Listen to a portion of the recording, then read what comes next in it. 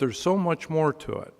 And you're going to hear a little bit about that today because of the pioneering work that he did in welcoming Spanish-speaking people into minority enterprise, into helping them in education, helping them be counted in the census, and so much more.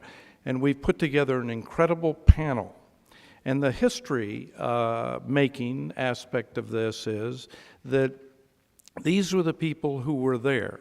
They're the people who were participants and who came up with the initiatives, sat with the president to create them, and then to execute them. So they were the engineers, the participants of so many things that, in fact, I heard some remarks last night by the first United States Treasurer, Rosario Marin, who is here today. Please stand. Let's welcome the first.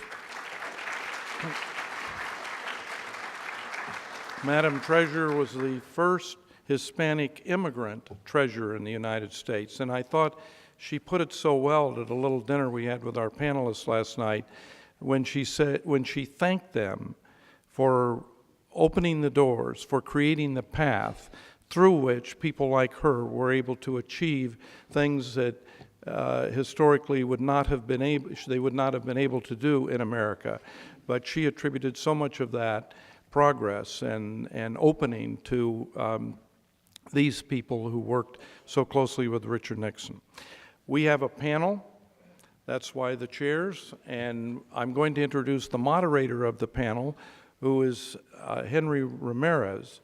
He was an incredible educator, still is, with the Whittier Union High School District, where he pioneered in efforts to bring Mexican Americans into the educational mainstream like they had never been before. And he was noted nationally, given numerous awards for that. He worked with the United States Civil Rights Commission and did extraordinary work there. He was a counselor to Presidents Nixon, Ford, and Reagan. And President Nixon, in the first part of his administration, asked him to be the first chairman of the Cabinet Committee on Opportunities for Spanish-Speaking Peoples. We're honored to have him, and he's going to introduce the panel. Please welcome Henry Ramirez. Thank you. Thank you so much.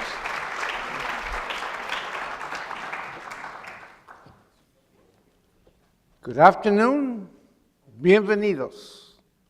On behalf of my fellow panelists and myself, we express our appreciation to the staff here of the Nixon Foundation, and we welcome you to participate today in our discussions and in the learning of history that is going to go on today.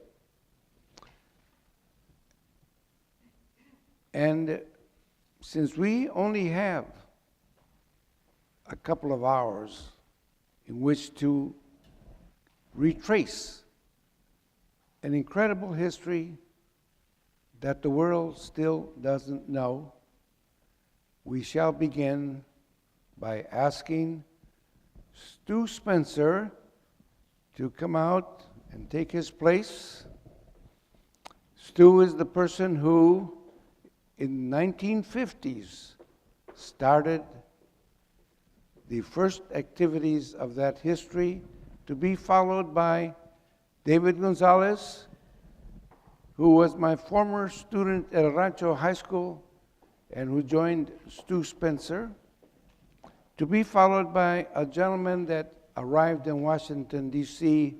in 1959 after he served in the Air Force. He came from the southern part of Texas,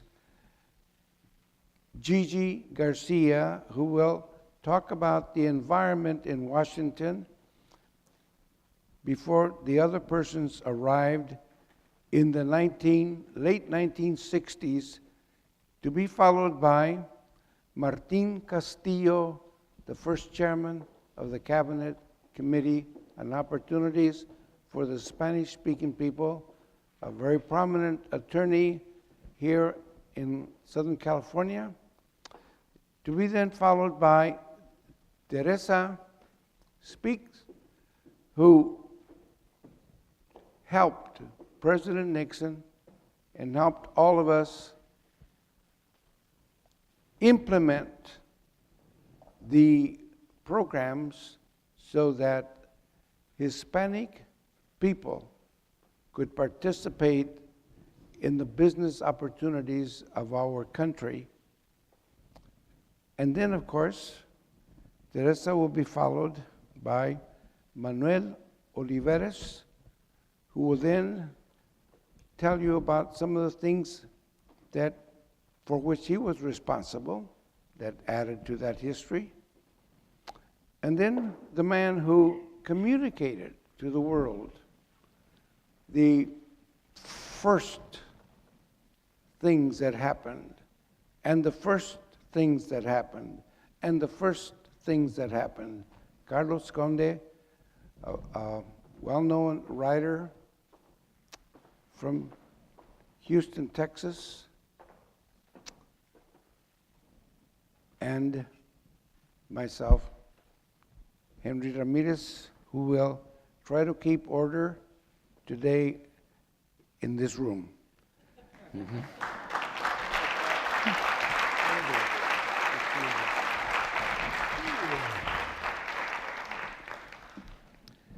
So we will commence, each one having a maximum of 8 minutes, but truth be told, I know they're going to take 10. We'll start with Mr. Stu Spencer.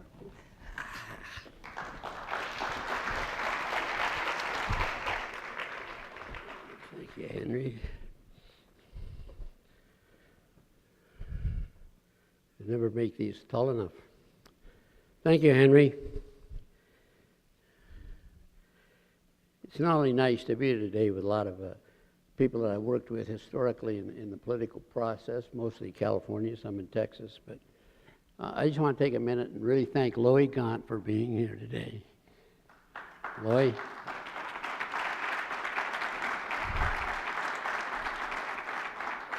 We used to call her Mrs. Nixon.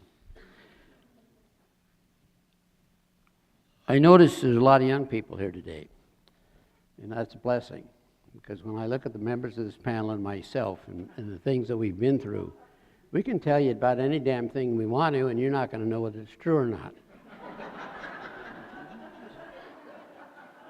So consequently, I'm going to really try to not be a historical revisionist and tell you as it was, or at least as I saw it in the early days of the outreach programs.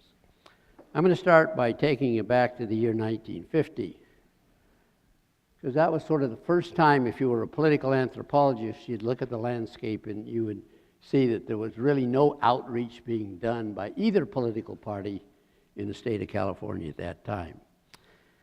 But in 1950, it was the year that Dick Nixon was running for the United States Senate against Helen Hagan Douglas. Earl Warren was running for re-election against Jimmy Roosevelt, Democrat's son of the President Roosevelt. And in California, we had a thing called cross-filing. Cross-filing meant that if you were a Republican, you could run in the Democrat primary without the designation Republican after your name, or vice versa. If you were a Democrat, you could run in the Republican primary. So, and I was a student at East Los Angeles Junior College at the time, and the Warren campaign, the Warren political strategists, they came up with a concept that let's take advantage of cross-filing. Let's get deeply involved in the Democratic primary in the barrio of LA, which I'll talk about a little bit later. So that community at that time was about 80% Mexican, Chicano as we called them, or they called themselves, and 90% Democrat. So it was a good test market. So I was contacted at that time, I'm going to East LAJC, by a man by the name of Pat Hillings, who was a successor to Nixon in the old 12th Congressional District, which was later turned to the 25th.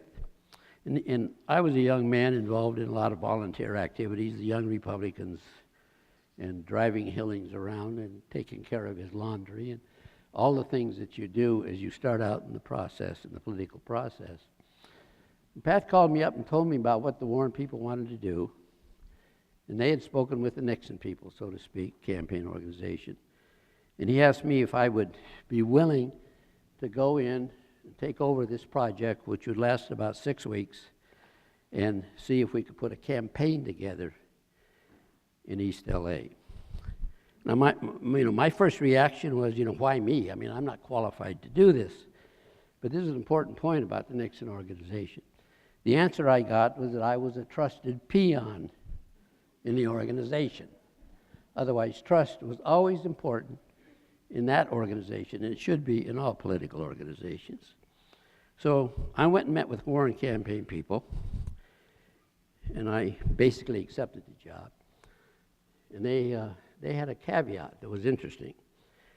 The caveat was that a percentage of the money that was spent in the budget had to come out of the Chicano community. So after accepting the job, I went back to college. I said, I know where this place is, but I don't know anything about it. I have to find somebody that knows this community, this barrio. I had a friend, fellow student, Eddie Maldonado. Now, Eddie was a street smart, I guess is the term to use. He wasn't political, but he knew the community. He knew it inside out. So I explained the project to Eddie. I said, Eddie, I would like to get involved. I need your help because I don't know the community, et cetera, et cetera. And he just kept looking at me. And finally I said, $500 in it for you, Eddie? And I got it. So I explained the requirements, the money requirement to him. I said, who in the community can come up with either seed money or help us raise it? He says, give me a day, let me think about it. 2 days later, he came back, and he says, you and I have a lunch with a gentleman by the name of Armando Torres. Now, Armando Torres was a wholesale grocery business. I think it was Spartan Grocery, is that right, Frankie? And he had money, there was no doubt about it. So we explained the campaign concept to Armando. He accepted the responsibility, and he went out and formed a small committee of other fellow Chicanos, with Dr. Carrion, which is a famous name in that community, Consuelo de Bonza, Frankie Vega, who's in the front row, his father was on that committee, and there was others who I can't remember today. But the basics are, here's what the campaign consisted of. The first outreach campaign by a Republican candidate, in this case two, Warren and Nixon. Very simple. We put a headquarters in on First Street, next to the karaoke bar. That was a mistake. The karaoke bar was a union hangout.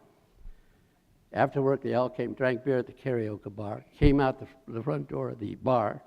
There's a big picture of Warren in a plate glass window. They throw a brick through it. So Armando Torres, after a while, one day got me aside. He says, Spencer, he says, do all campaigns spend this much money on plate glass? I said, I don't know. I'm new at it, Armando. We'll find out later. We had the appearance of the governor, Warren.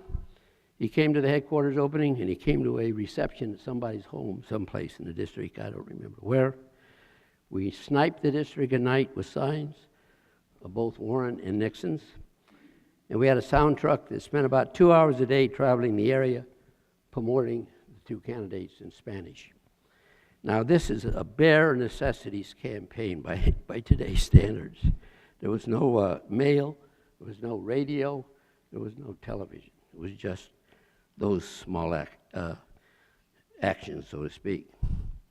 Now, the area that I'm describing, the barrio, if you know it, Atlantic on the east, Whittier Boulevard in the south, the LA River on the west, and let's say the Monterey Hills on the north.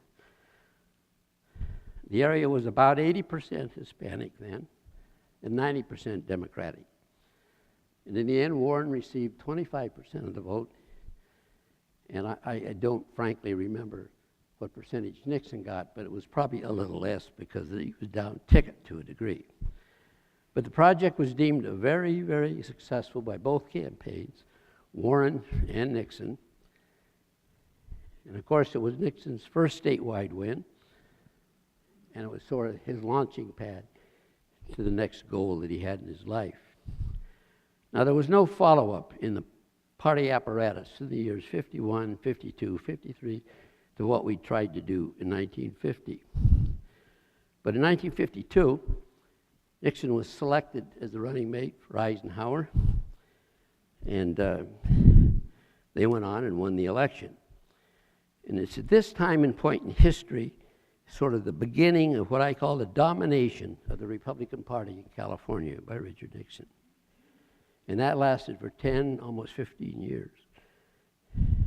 And I'll tell you, that domination was thorough, workmanlike, in every way, and I will explain some of it to you. Because his first step was to take control of the party apparatus, the Republican Party apparatus. He named the state chairman. He saw that the state committee members that were appointed were Nixonites, as we would call them. He concerned himself and his people with who is the county chairman in at least the 43 major counties in the state. And then he also had us and other people find candidates to run for the county committee who were, again, Nixonites. So he was basically reaching out to dominate his own party here in California. And he basically achieved that goal when he ran for re-election with Ike in 1956. And after the 1956 election, a meeting was held, a post-mortem meeting by the Nixon campaign people. And at this meeting were some of his best operatives. I was not there. Some of his campaign people, best operatives, and a whole group of young Republican congressmen like Joe Hope, Pat Hillings, Glenn Lipscomb, Craig Hosmer, Bob Wilson, H. Allen Smith, and politicals like Murray Chotiner, Bernie Brennan, and Herb Klein. And the meeting was chaired by Bob Finch. Now, all the aspects of the 1956 campaign were discussed, and of course the future of Dick Nixon was discussed, but also, and where I was involved, the future of the party in the state of California.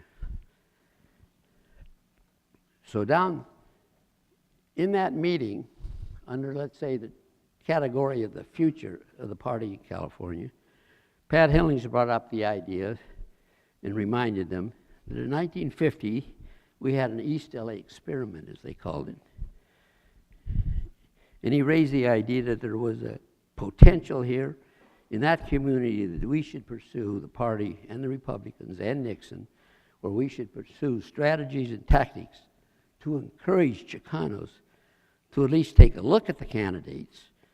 And the conclusion was, they agreed, and the conclusion was that the vehicle that they would use at that time was the county party organization in Los Angeles. Now, the next year and a half was spent selling this concept because we had other powers. We had finance guys downtown. We had other thought leaders in the community who didn't think practically, tactically, or politically. We called them in those days the downtown crowd. And let me tell you who they were. They were the LA Times. It was owned by the Chandlers. It was some of the oil companies, Signal, Union. There were insurance companies, Pacific Mutual, Asa Call, bankers. All these were the people. Ad hoc committee of 30. They called the shots in LA. They decided who was going to be police chief, who was going to be mayor, who was going to be on the city council. And they were powerful. And in the main, they did good work for the city of Los Angeles. But they didn't understand the word outreach. So it was a tough sell. Now, the committee that set the tone for you, the committee of 30, they lived in Pasadena, they lived in San Marino. When they went to work, they didn't have to even drive through East LA. They came on the Arroyo Seco Freeway. And we were also about a decade removed from Sleepy Lagoon in the Pachuca Wars. Now, I say that because historically, that was the mindset of these people in the downtown crowd. They didn't know what was in East LA, and they were being asked to pony up money to make an outreach to this. Well, there were a sufficient number of Nixon people on that committee, thank God, that they agreed, and they put money forward, earmarked money for outreach for the Republican Party in LA County. So that was a big step forward. Now, nothing ever goes smoothly. We had other problems, internal problems. We had a senator from, we used to call him Senator from Formosa. It was Senator Bill Nolan. We had a governor named Goody Knight, Republicans. And Senator Nolan and Dick Nixon, in many ways, were on a collision path. They both wanted to be president of the United States someday. So there's an old axiom in politics: if you're running for president, you better have a solid favorite son position before you go to the rest of the nation. Nolan didn't have that. And of course, now Dick Nixon did. But because of these internal battles that were going on, Bill Nolan announcing he's going to come home and run, not for re-election, he's going to run for the governorship, because he wanted to use it as a platform to go for the presidency. This was a surprise to Goody Knight, the sitting governor, so what am I going to do?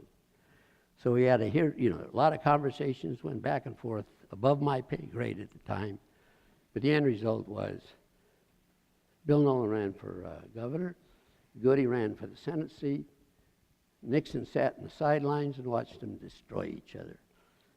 And we lost in 1958 because musical chairs don't work in the game of politics, and you can't run in California on the right to work, which Bill Nolan did. So, with Nolan and Knight running statewide, realizing that Nixon controlled the operation or controlled the party apparatus, they were looking for friends. And they had to turn to this gentleman for his friends. And so Nixon made a very, very fast strategic move at that time that involved outreach. Number one, he named a new LA County chairman. He named my former partner, Bill Roberts, and myself as the staff people of the county committee. Bill was executive director, I was field director. And the message, our liaison to the operation was Bob Finch. And so Finch comes to us and told us we had to do this. But with it, sort of this empowerment they were giving us came a very, very direct directive. And that was to revisit the Chicano question and find ways to reach out and be inclusive. So my partner and I, Bill Roberts, we thought about that a great deal. We said, how do we do this? Finally, the answer that came to us was, let's don't screw around. Let's be bold. So we went out and we established the Republican Community Service Center right in the middle of the barrio. We named a director by the name of Raul Bernal, who was a very savvy street guy, not a political guy, but he knew the community well. We stayed open 7 days a week. We brought services to the area such as free polio shots, and we brought young lawyers in from the downtown law firms who could counsel some of the people who lived in the area if they had immigration problems, things of that nature. If they had a real legal problem, he'd refer them to a local lawyer. We helped raise money for the East Side Boys and Girls Club, and we held work fairs. Otherwise, employers would come to our Republican Service Center, get a desk, people could come in, they'd had jobs available, they'd be interviewed, et cetera, et cetera, et cetera. We made a requirement of the business that came that if you got a chair or a desk in the headquarters, every time you interviewed a bunch of people, you had to hire 2 people. You can't just come here and talk, put on a show. You got to hire somebody. And it worked. We also held seminars on health care and things like how does a teenager qualify for scholarships and all of those sort of things that are important.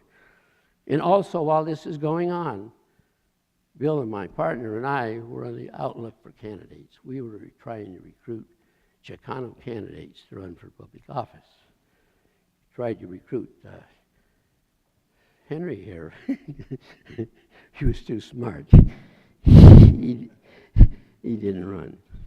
But generally speaking, on the whole terms, the Community Service Center was simply one. The Nixon Republican Party at the time was saying to the community, you got a problem, you come and see us, we'll try to help you. And I'd like to stand here today and say that the Community Service Center was a roaring success.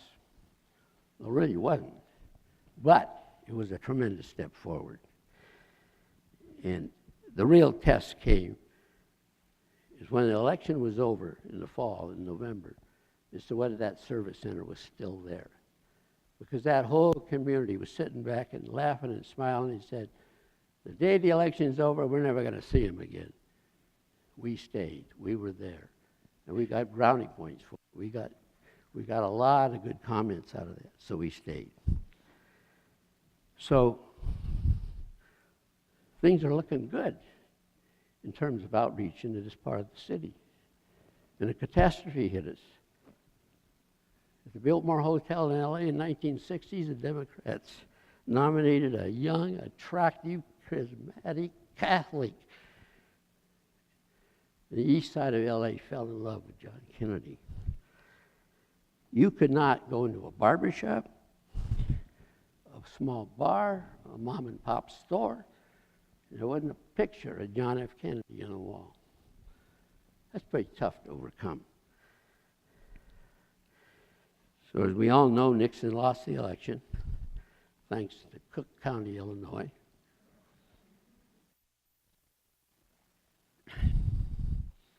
And a new county chairman came in who didn't share the outreach philosophy of the Nixon organization, and he was elected. And then after the defeat of Nixon in '60, the party in California, something set in which I'm going to call it, I'm creating a new word, Goldwateritis. There were people, and I sensed it early on. They supported Nixon in '60, they voted for Nixon in '60, but after he got defeated, they felt like, oh boy, now we can go get Goldwater. It was a sensation to a politician who grew up in the Nixon School of Politics. They did not share the same ideals of outreach. Their concepts were nothing pragmatic involved. And of course, the platform that he ran on, Goldwater, was basically an anti-communist platform, which was Nixon's big game anyway. He was the guy who was on the House Activities Committee, and he was the person all the heat from the Eastern press and everybody because he was too hard on certain members who were alleged communists and so forth. But the point is,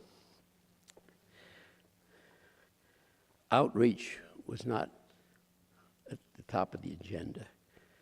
It wasn't the second thing in the agenda with this new group that came in. They were preaching the gospel of anti-communism. Nixon had been preaching the gospel of anti-communism and outreach, two of them together. Now, all the downers being said, I think if we'd had a county chairman then who would have stayed back, taken the heat, stayed the course, I think at the end of the day, the Republican Party in California would have taken a really giant step forward in outreach.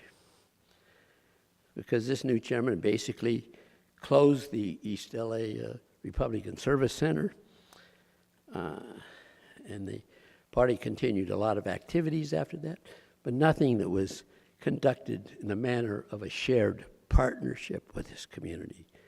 And that was sort of the key to a good outreach program. You've got to make the people you're reaching out to shared partners in the effort. The new chairman didn't understand that. But in 1960, or later in 60, early 60, mid-60s, They elected a new state chairman by the name of Dennis Carpenter. He was a lawyer from Orange County. He was an ex-FBI agent, and he spoke very fluent Spanish. And he shared these concepts of outreach. So one of his first steps was to hire David Gonzales, who you're going to hear from today, who became a statewide coordinator and was one of the real implementers of outreach programs after that for the Republican Party. So let me leave you with a thought. The Nixon organization started thinking outreach in 1950, and it became a part of their belief system, and it sort of became ingrained in the body politic of the era. Both parties. Now, you can ask the question fairly, why did he do this? Well, number one, I personally believe that he was like me. He grew up in California. He went to school with Chicanos. He adopted some of their cultures. We played ball. We played with Chicanos. We played against Chicanos. We were all one big Southern California. No, we had fights. Yes, we had fights. So it was sort of in his DNA, being a Southern California boy from Yorba Linda, to understand something about the Hispanic culture. And the second thing was tactically, and he was a good tactician. If you were looking at the future and the votes and where they were going to come from, we'd already gone through the migration of Euro-Americans from the Midwest and everywhere. You know, they were coming in 1 million a year in the 40s from the Midwest in the 50s. Every year, 1 million of them came in. And it wasn't that big a migration from Mexico at that time. If you looked at it tactically, where is the future going to be? You'd have to say, it's going to be south of the border. It's going to be south of the border. So let's get involved. Let's get into the outreach, that sort of thing. And it's ironic, because as we stand here today, there are more Mexicans in L.A., any city in the world except Mexico City. And that's what was in his mind and other politicians' mind in the 50s and 60s, when they knew that this growth somehow, somewhere was going to come. So that's it. Thank you. Do I turn it over to...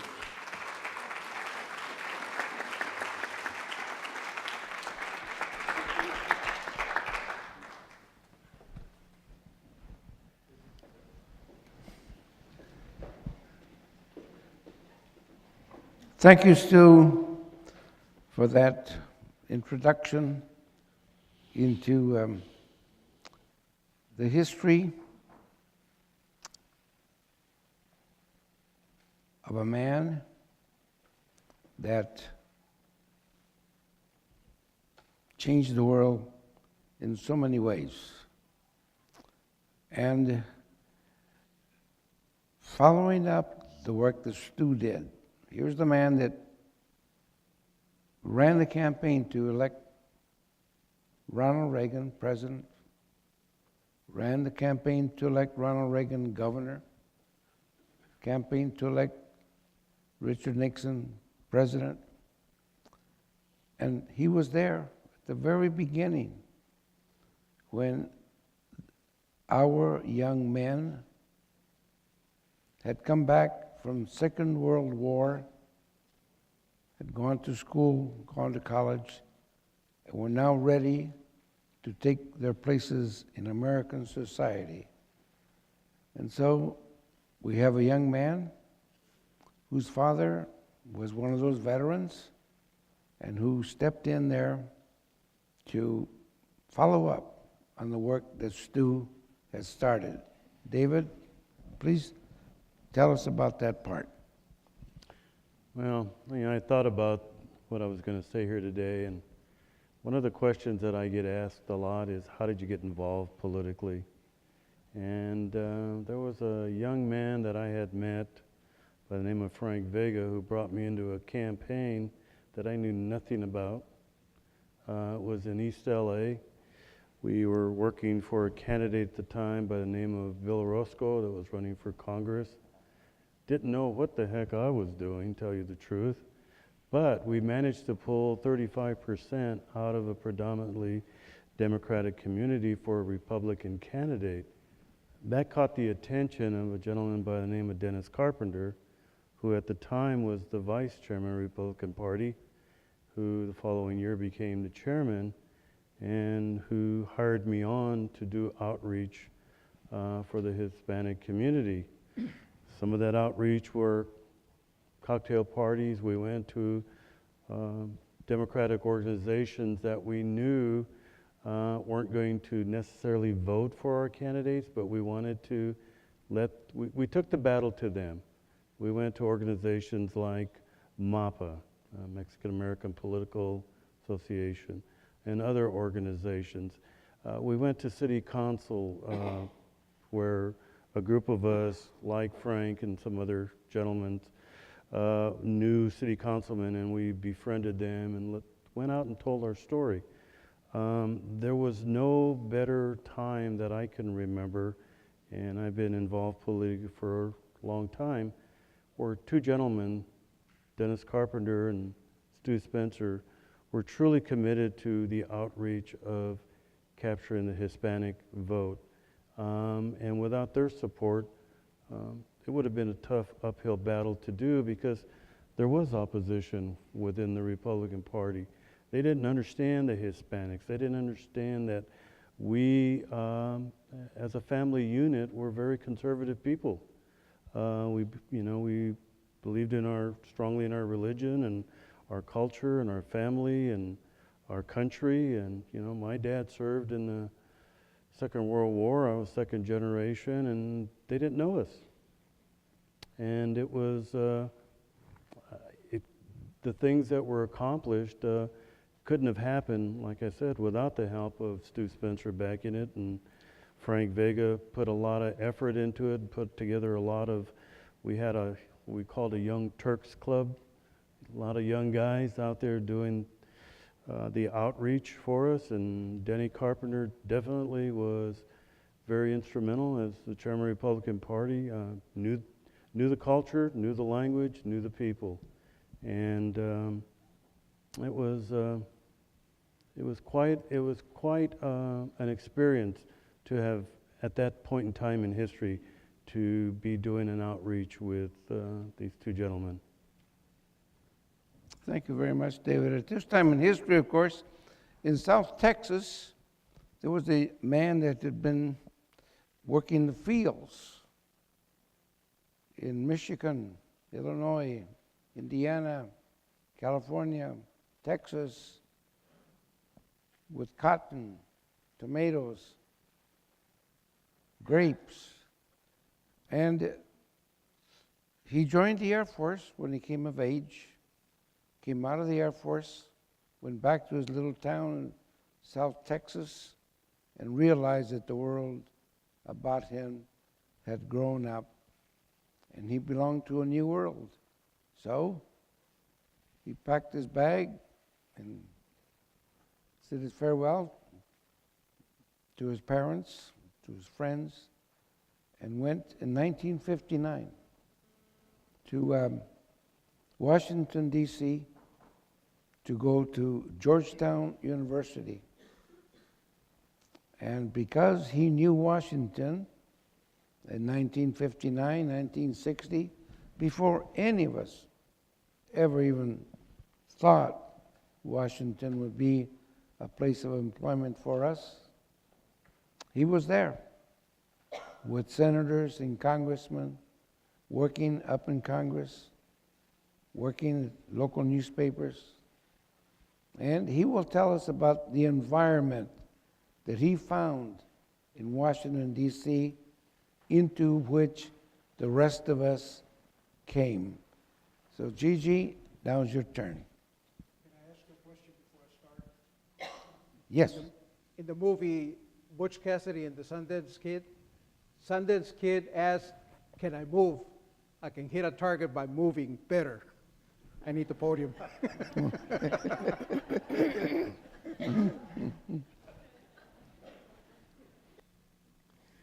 I'd like to ask for a moment of silence to remember those who have gone before us, marked with the sign of faith, especially those for whom we here pray.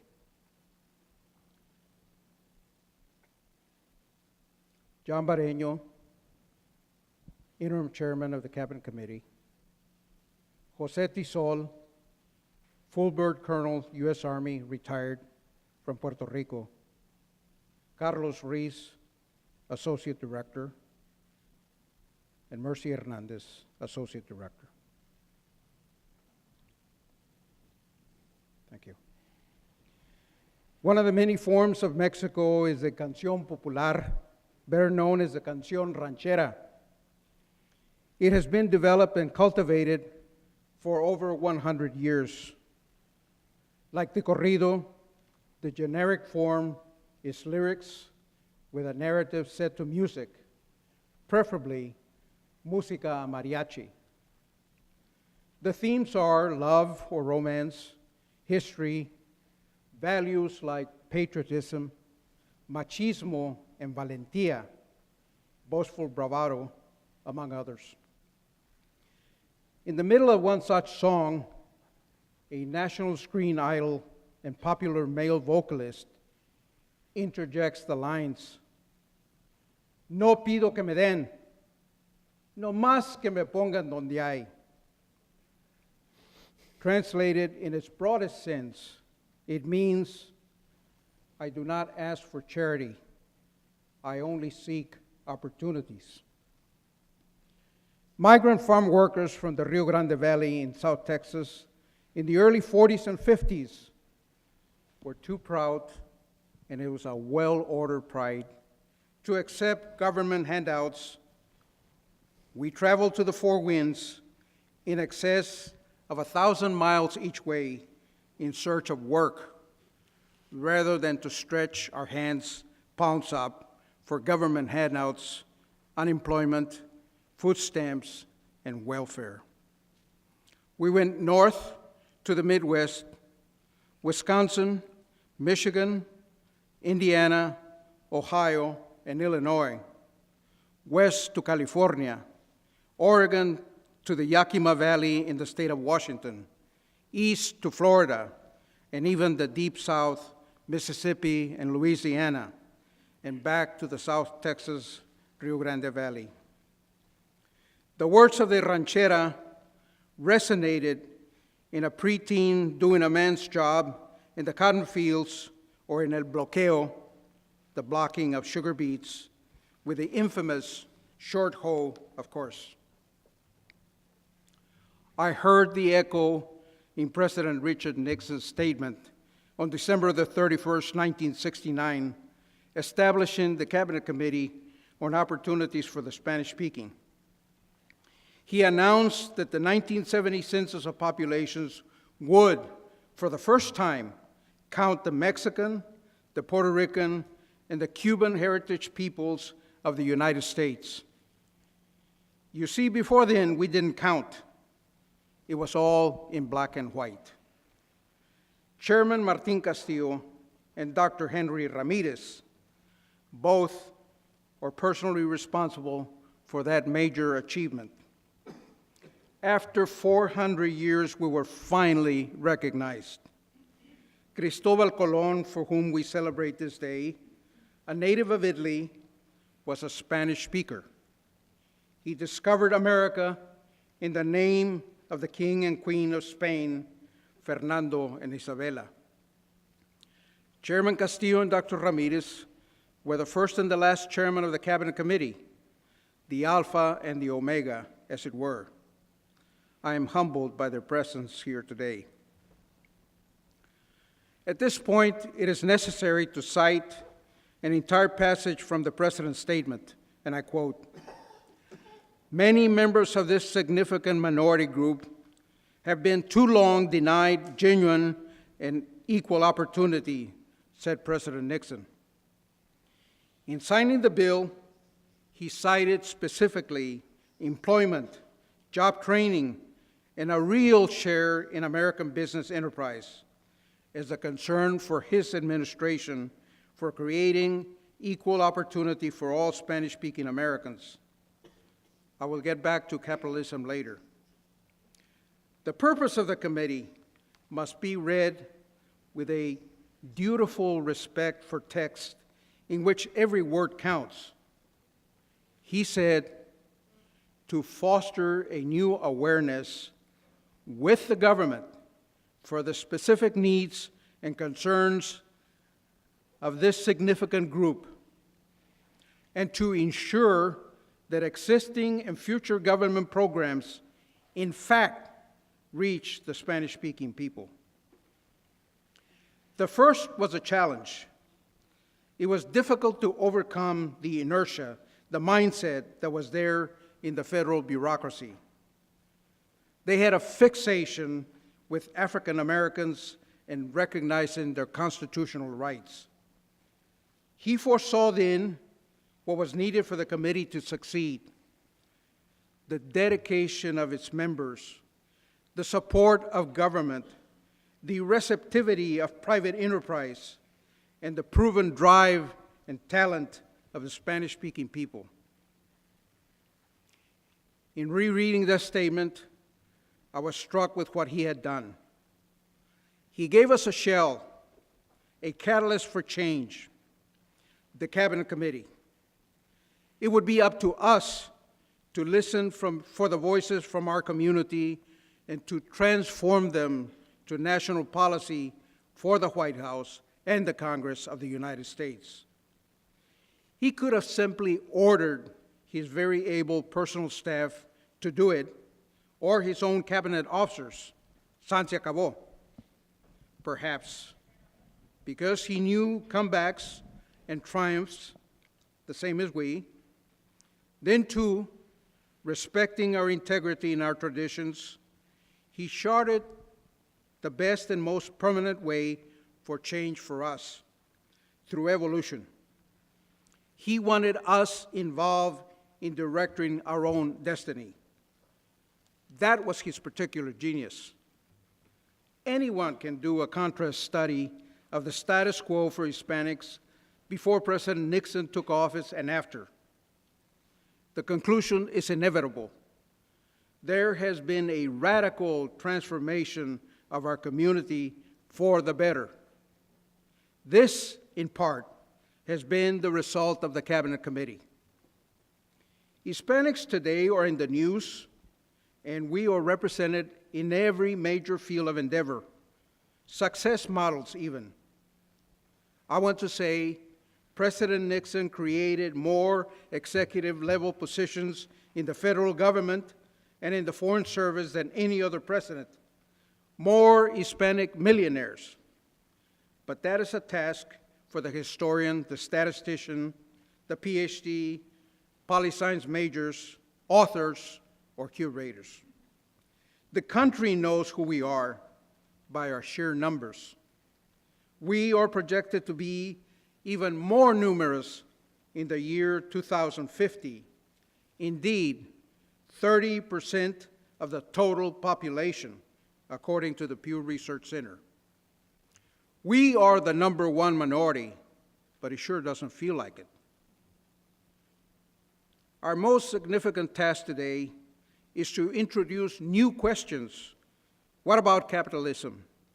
He started to do what he really wanted to do for us.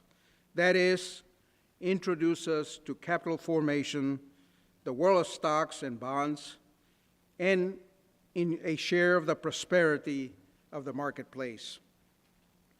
Due diligence requires for us to address other questions of the day.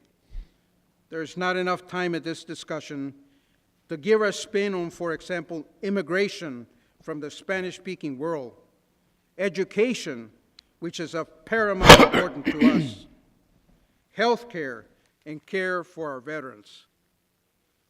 If you notice, there is no Hispanic voice in the national immigration monologue, for example.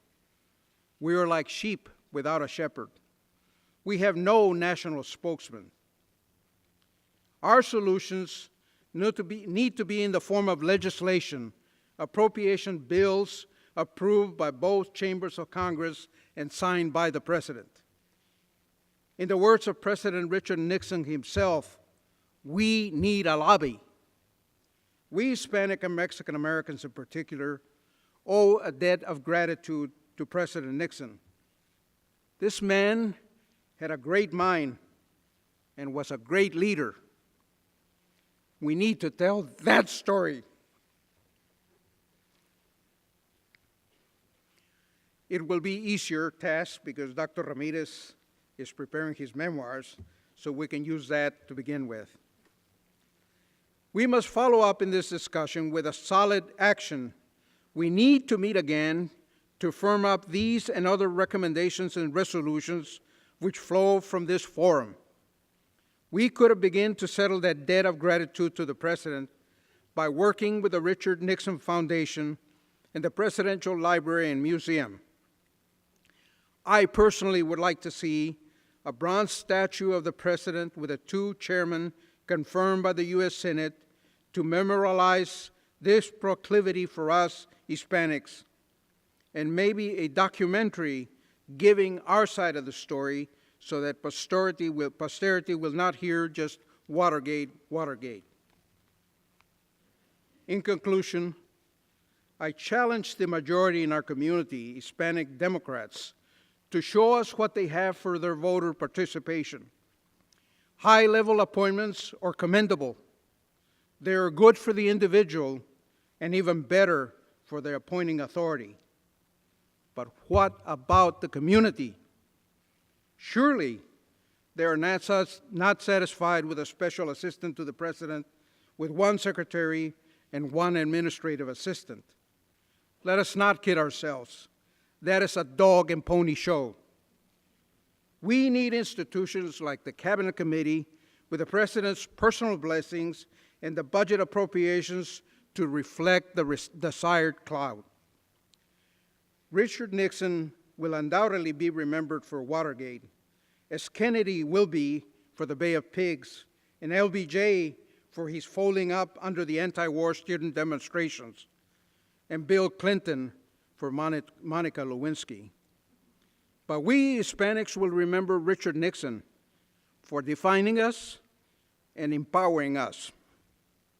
I repeat, Richard Nixon provided us with a catalyst for change, the means to power to benefit Hispanics, the Cabinet Committee. He expected us, the staff, to listen to the Hispanic voices and to develop the objective for our community, to fill the need and the concerns of Hispanics, to be consultants, as it were, to the President and Congress, and develop recommendations to national policy to benefit our community. In short, he taught us how to fish. Thank you.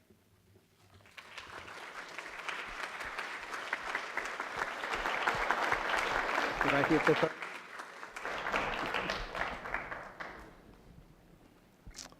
Relax. Imagine for a second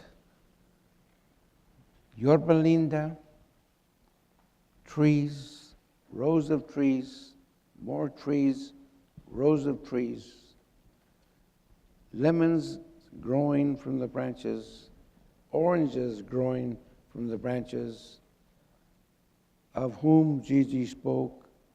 Richard Nixon was born here. As he grew up, a very poor man, he got to know us picking oranges, picking lemons. In that world, there's no hypocrisy. When you're at the bottom of the bottom of the bottom, human beings get to know each other quite well. And so when he was elected president, January 20th, he swore in the Bible to be a good president. And a few days later, like 3 weeks, I believe, he asked Martin Castillo to come to Washington to be in charge of those Mexicans he got to know. Martin? Thank you. Martin.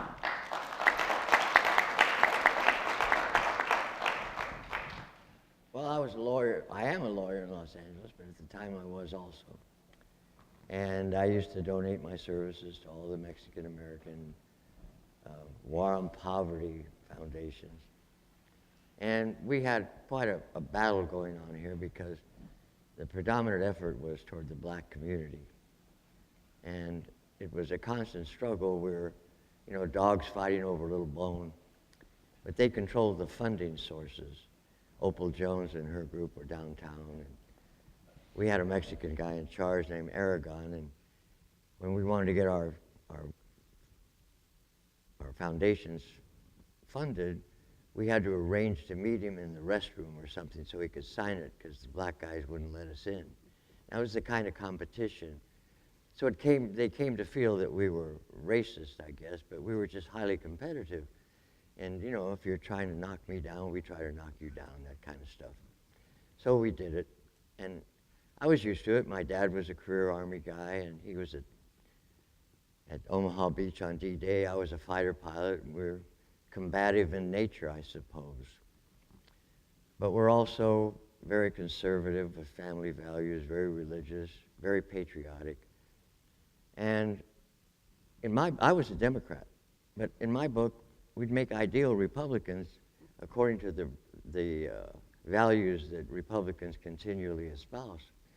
But there's a lot of problems there. But anyhow, so I was a Democrat, and I was asked one time by Judge Leopoldo Sanchez, the first Mexican-American that was elected to office to be a judge. Later, everybody was appointed. And at the time, reapportionment was coming up, and he asked me to go up to Sacramento to lobby Jesse Unruh, who was Speaker of the House and one of the most powerful men in California. So I went up there with a couple of guys, and he said, Mr. Castillo, why should we vote to apportion a district where a Mexican-American probably be elected? I said, well, because, you know, it's supposed to be representative government, and we're a large group, and we have no representation. That's number one. And number two, you always get our vote. He looked at me, and I'll never forget this. He said, Mr. Castillo, we're always going to get your vote. And that really bothered me, because it's like the difference between courting a girl and being married to her. As long as you're in the courting stage, you do extraordinary things. I mean, you really bust yourself to do it, you know. But once you're married, it's, yeah, you know, yeah, okay, let's do that or something. You know how it goes. So I decided we had to somehow get into the courting stage, because I'm from New Mexico. We had Republicans. My dad was a lifelong Republican, although I was a Democrat. And his friends were Democrats, and so when the Republicans in, we were in. When the Democrats were in, we were in. It didn't matter who was in, we were in. Okay? My dad, by the way, he was head of LULAC there in Albuquerque, built the first community center in Bareilles Community Center. So I came by it naturally. At any rate, I was called by Ginger Savelle, who had worked for Senator Kiko, I believe, as his head administrative assistant. And she asked me to be on a commercial for the candidate Richard Nixon. It was going to be filmed in New York. Well, I was very suspicious that the Republicans calling me. I mean, come on. So, but I agreed to go, but I wasn't going to be clever. I wasn't going to write down anything in case they got into my room and knew what the questions I was going to ask or anything. I was stupid, but that's the way I was thinking at the time. And so I went there, and there was a representative group of California, a black guy, a postman, a lawyer, a Mexican, you know, supposed to be a representative cross-section of California. Well, what happened is that I hammered the candidate for about 15, 20 minutes on Mexican-American stuff, and he loved it. I was cross-examining him because I am a lawyer, and he loved it. He was fighting back, and we were going back and forth, and we took about 20 minutes of the hour program. And I guess he liked it because I was called sometime later after he won the election by Bob Finch, who, as you remember, was the lieutenant governor of the state before he went to Washington. He had been an administrative aide for Congressman Nixon, I believe, hadn't he? And he was a very close friend of the president. So he called me and asked me to go back on the transition team.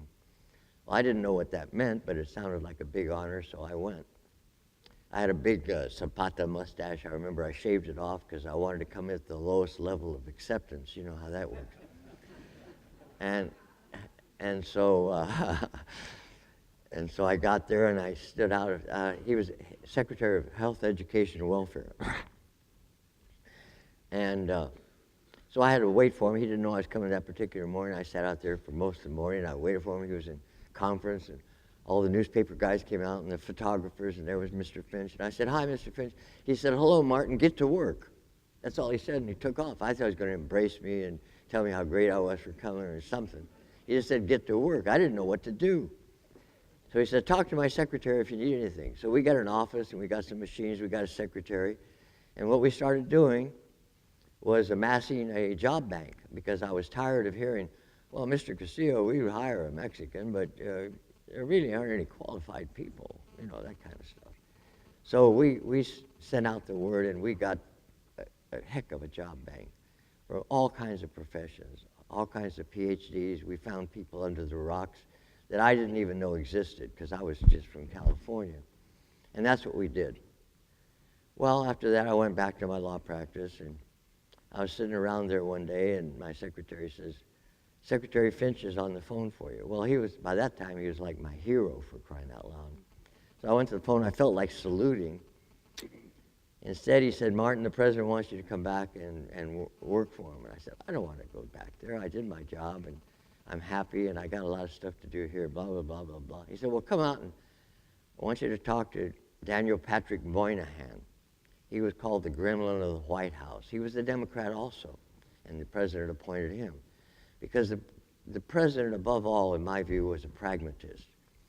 He wanted to get things done, and he found the best way in his mind to get them done.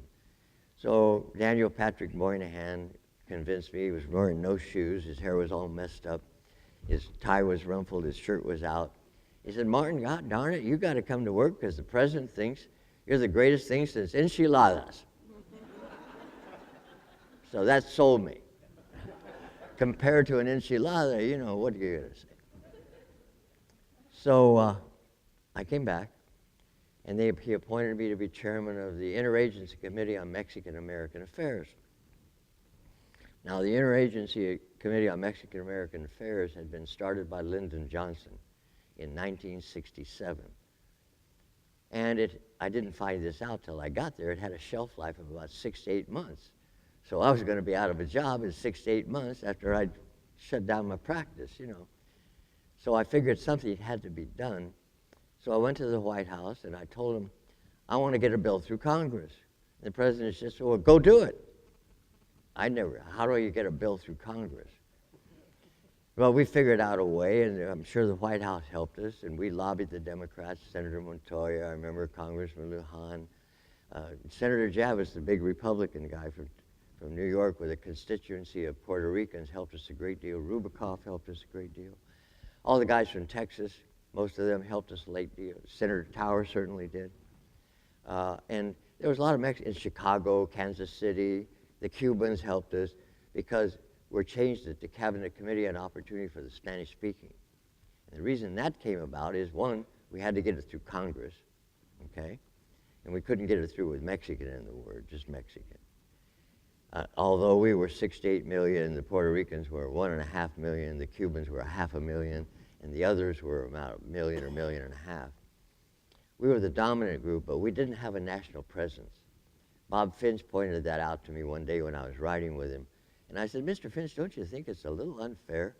All the dollars that go out of here for the poverty programs and for needy people, minority people, the majority goes to blacks." I said, "Why is that? That just doesn't seem fair." He says, "Well, look around you. Do you see any brown faces?" We were riding through Washington. I said, "No." He says, "Well, neither do they." So I realized we had to have a national presence. So this idea, we had to get the bill through to keep life. And we had to include the Hispanics, Spanish speaking, to get the votes.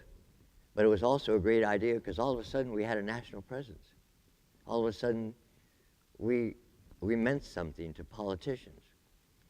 So now the first thing to do, I suppose, and probably the greatest accomplishment that the Cabinet Committee made, oh, by the way, we had to shape the bill, and we got it through.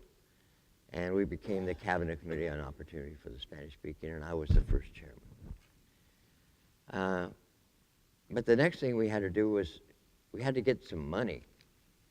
And the way you get money in the federal government, especially for the minority programs and everything, is by numbers.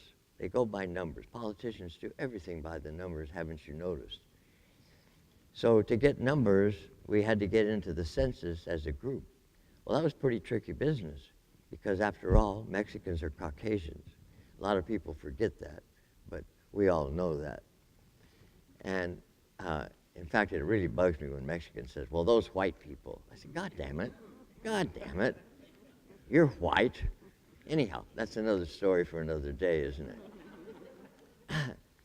So we had to get into the census, and so Maurice Stans was a very nice man. He was Secretary of Commerce, and he helped us, and of course, the president was all for it.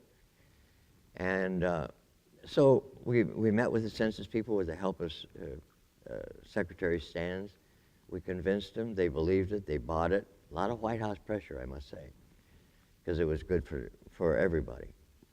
And we got it through. Well, the money started coming in that way. Then our job as ombudsman was to see that the various government agencies got it out to the right places, and that's what we had our staff for. We had a bunch of bright guys, bright young guys, some of whom are here. They're still bright, but they're not so young anymore, like me. And that was our job, see? And that's what we did. And probably the court of Carlos Conde, wherever he is, he stepped out.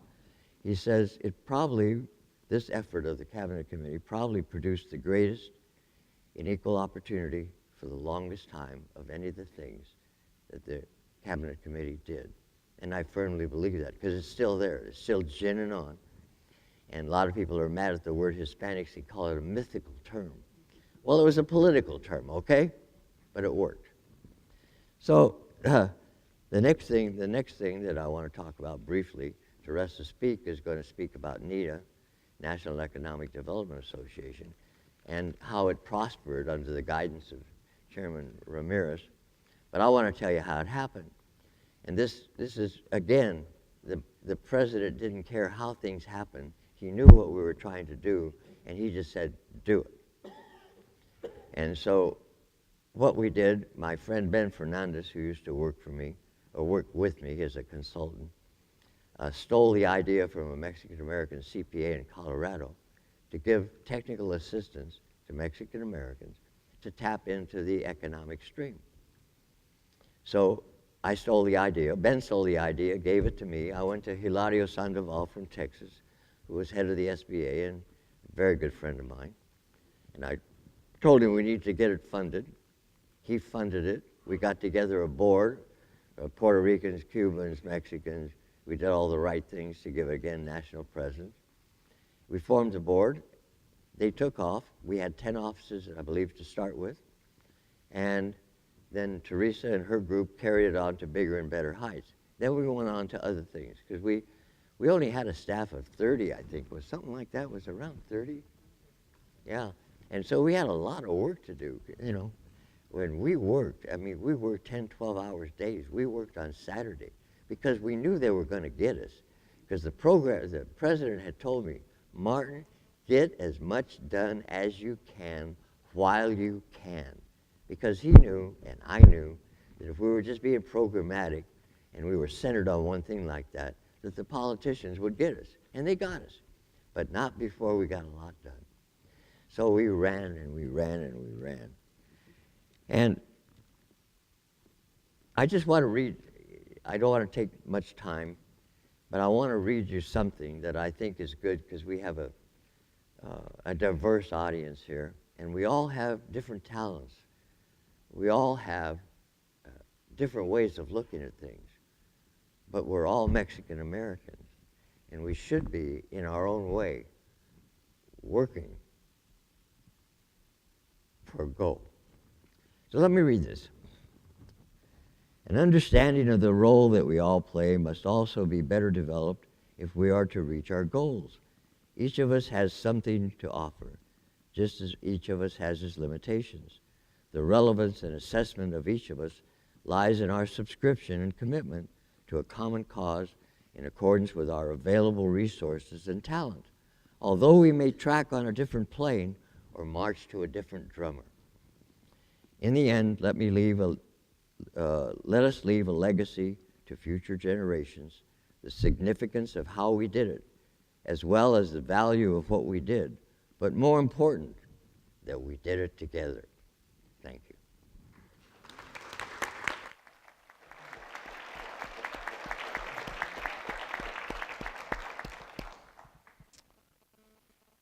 And one of the persons with whom Marty did it, to get it done, is here in the audience, and out of respect for him, in recognition for the great work he also did, I would love to have Fernando Del Rio, wherever you are out there, please stand up.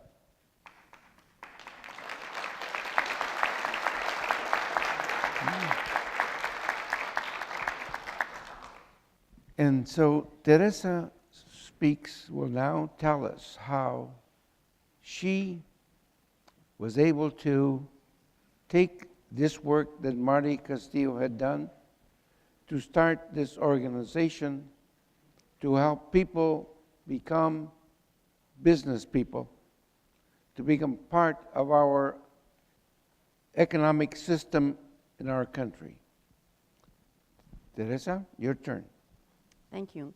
I'm very honored and humbled to be here today in the presence of these gentlemen who went before me and who were there.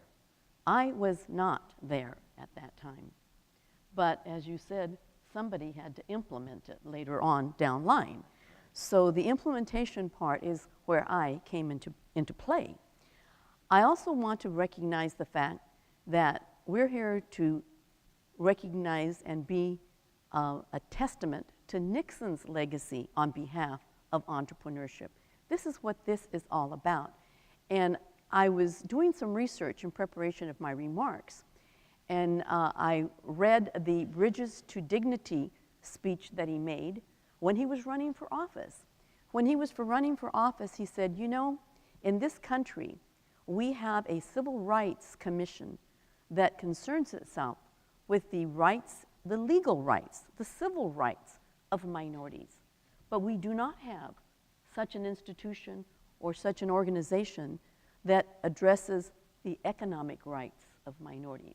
If I get elected, when I get elected, I am going to look to do that because it is critical. He also, as been mentioned before, was a very astute politician. He recognized that among that minority group were Hispanics, the fastest growing group in the country. And why? It's been said several times. He was a Californian.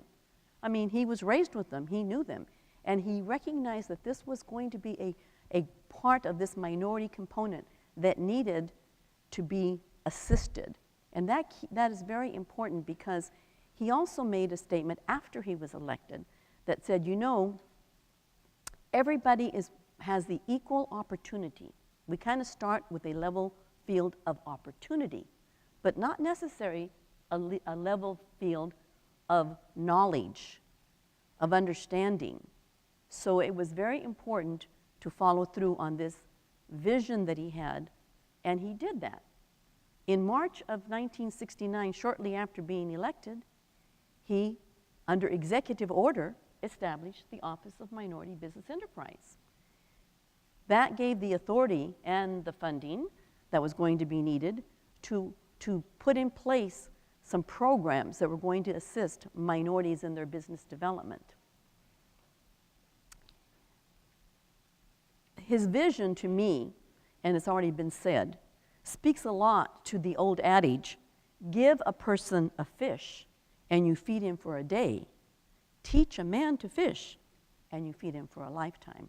So that really is the important thing about the programs that were initiated that NITA was able to implement. And as many of you know, or if you don't know, you should know, today Hispanics are the fastest growing group of entrepreneurs in this country. And women, Hispanic women, are even the fastest growing. So I am very proud of that. After establishing OMBI, he then looked, or at the same time, looked to the Cabinet Committee to assist with many of the things that he wanted to get done. As Martin said, because I talked to him before this, he said, let's get it done. Just do it. I have a mandate. So he got involved, as he mentioned earlier, in helping identify this entity, which ended up being the National Economic Development Association. And working with Ben Fernandez, who, by the way, was the first Hispanic that ran for president in the United States. He is deceased at this time. And with Hillary Sandoval, who was the first Hispanic administrator. And by the way, although I was unable to have my PowerPoint here today, I have a photo of Hillary that says Padrino. So as you all know, he was the godfather. He was the one who provided that seed capital to NIDA when we first got started. He gave us $600,000, which in those days was a lot of money. And we started with 6 offices. And the whole idea of the concept for this organization was that it was going to develop skilled entrepreneurs and professionals. It was going to provide the Hispanic community an opportunity to grow a middle class. It was going to bring talent to bridge the distance between Hispanics, Hispanic community, and the non-Hispanic business community. And the idea was basically to develop a measure of independence and control over the lives of Hispanics through business ownership. Now, that organization was formed through a group of Hispanic businessmen from across the country, Puerto Rico, Florida, New York, New Jersey, California. With us today in the audience, and I'd like him to stand, is Frank Vega. He has been mentioned several times. Frankie actually was a signatory on the Articles of Incorporation for NIDA, along with Ben Fernandez and several other very prominent businessmen. Again, the operation started with $600,000, and it started in LA. We had 6 offices: Los Angeles, New York, Miami, Chicago, Kansas City, and San Antonio. Does that ring a bell by any chance? Highly Hispanic populated communities. Our mission was to go out there and reach those Hispanics in those communities and get them into entrepreneurship. Shortly thereafter, we got a $2.1 million grant from OMBI, and we went to 16 offices. And then we grew to 25 offices. I came into the picture in 1972 when I attended the Nixon Convention in Miami. I met the NIDA people, and when I got back to Fresno, I was hired as an administrative assistant. So I was a very low man on the totem pole. I was not the director, I was not a PhD. I was a single mother with 3 kids and a high school education working as a secretary in this organization. Now, I want to say something about NIDA. NIDA was a premier organization. They had all of their professionals had degrees. And the reason they did that is because they didn't want anybody to say that this was just one of these rip-off organizations being funded. No, no, no. These people had degrees from Stanford, Harvard, MBAs. And here I was trying to grow in that organization. So I was going to school full-time, working there, and working my way out. So I ended up in 1970 to 1980, I became the director of the NIDA office in California, working my way with my education to fit in with that NIDA model of a professional. By 1980, NIDA had its 10 years under its belt, and it had really, really assisted a lot of people. I had some reports that you probably all have seen there. This is the 25-year report. I have a 10-year report here and a 20-year report. But in the first 10 years, they had reported over $1.6 billion in 1980 of financial assistance for their clients. Not to speak about all those firms that got certified in the 8A program and got contracts and grants. I mean, really, this organization was really very, very, very powerful and very, very supportive of increasing the businesses in the areas they were at. Not only were they helping businesses, but they were building minority banks, local development corporations, small business investment corporations, and therefore, within the communities they were at, the resources were there for the business people that were trying to get started. In 1980, in December, there was a change in the administration, the national level, there was a movement to decentralization of funding. So the national organization basically collapsed. It folded. We were all left without jobs, without, anything. I was in Fresno. Here I had a VP position at an organization that didn't exist. So I talked to a couple of the ladies in the organization, and I said, you know what? What we do is so important that we need to continue this. So I incorporated my own California nonprofit as a spinoff of NIDA, and we called it NIDA San Joaquin Valley. We started with a small grant in Fresno. We then got the next round of funding from MBDA, which now the Office of Minority Business Enterprise had become the Minority Development Agency. So we got that first grant, started with Fresno, went to Stockton, went to Sacramento, went to Oakland, went to San Francisco, came down to Riverside. We grew the California NIDA. And that agency went from 1981 to 1997. In 1980, when I started my organization, remember the national organization had closed down. Anna Muller, who had been with the Albuquerque, New Mexico operation. And you were there for the opening of that office. I gave Martin his remarks that he made that Anna had sent me, how proud he was to see this organization getting started in New Mexico. Anna is still there today doing the missionary work of working with minority Hispanic businesses, okay?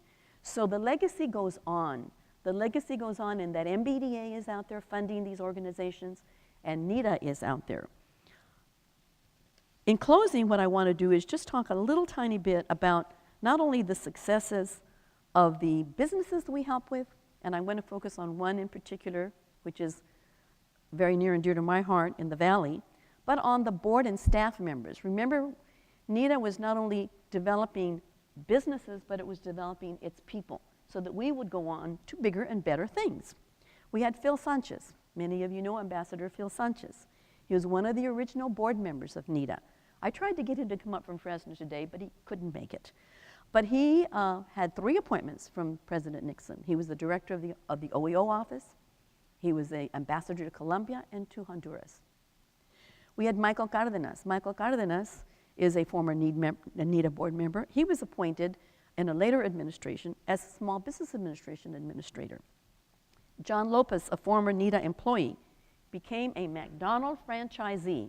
And let me tell you, that man, I don't know how many McDonald's he had, and he is right now a major supplier for McDonald International. And of course me, simple little me. As I mentioned, I was a single parent with a high school education. I started as the administrative assistant. I went on to be appointed by Governor Duke Mason, Governor Wilson, President Bush 41, and President Bush 43. So the legacy that Nixon gave us of striving out to do and grow is still alive and well. Finally, the client. Fred and Luis Ruiz started their little mom and pop Mexican food products in Tulare County back in 1979. They came to NIDA in the early 80s. We got them their loan to build their first fabulous, plant, because they had been operating at an old, like a turkey ranch house or something. And the USDA had come and said, no, you can't be there. You have to have a sanitary facilities. So they bought this beautiful building with an LDC, through the LDC, the Tulare Local Development Corporation 504 loan. Today, they have 2,600 employees. They are the first among the top 10 U.S. Hispanic-owned manufacturing firms in California. They are first among the top 500 Hispanic-owned manufacturers in the United States. They are 6th among the top Hispanic-owned firms in the United States. In addition to being successful in business, by the way, Luis has passed away, but Fred has been very active in his community. He is a board regent for the University of California California Systems. He was awarded he was inducted into the Hall of Fame by SBA in 1992, and he has donated over $1 million to the Central California Children's Hospital, and their Ruiz for Kids nonprofit has donated nearly $1 million to children-based community nonprofits. I rest my case about the Nixon legacy with the Hispanic business community.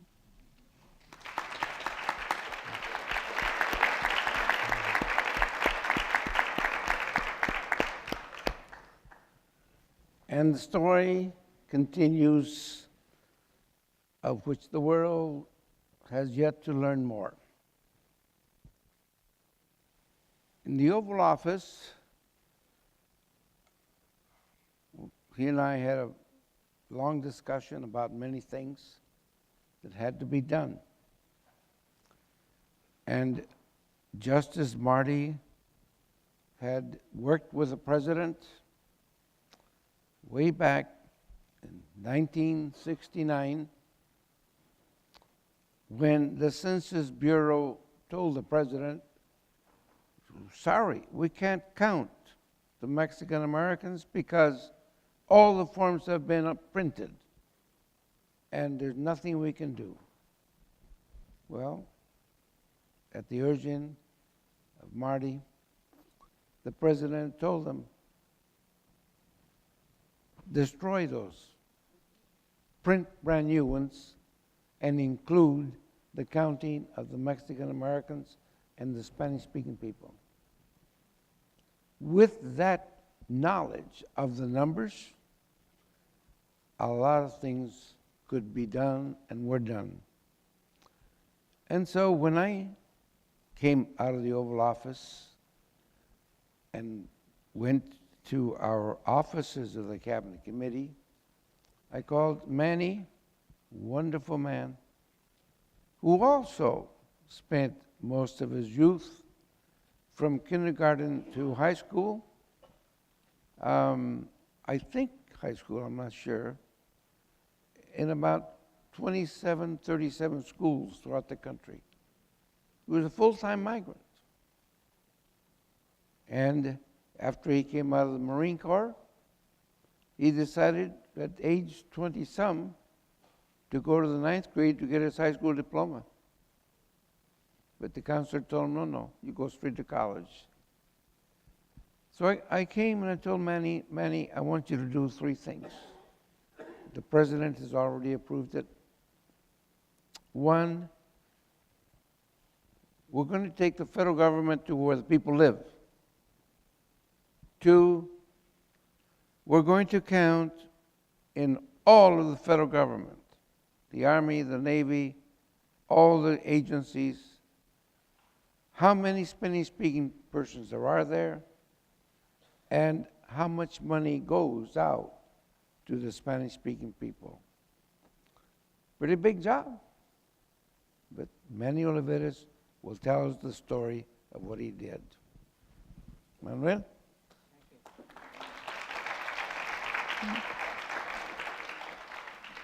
My legs aren't working. He's 82 years old, but look at him. Hey.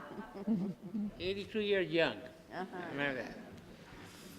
First, I want to express my deep appreciation to my great storyteller over there, Martin Castillo, who tells a beautiful story.